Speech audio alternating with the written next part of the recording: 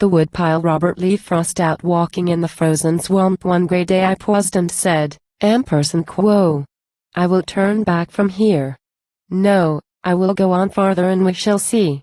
Ampersand quo. The hard snow held me, save where now and then one foot went down. The view was all and straight up and down of tall slim trees too much alike to mark or name a place by so as to say for certain I was here or somewhere else. I was just far from home.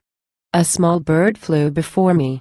He was careful to put a tree between us when he lighted, and say no word to tell me who he was who was so foolish as to think what he thought. He thought that I was after him for a feather, the white one in his tail.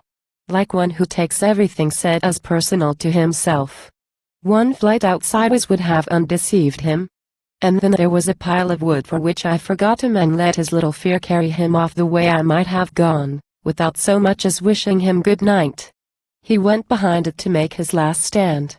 It was a cord of maple, cut and split and piled and measured, 4 by 4 by 8. And not another like it could I see. No runner tracks in this year's snow loop near it.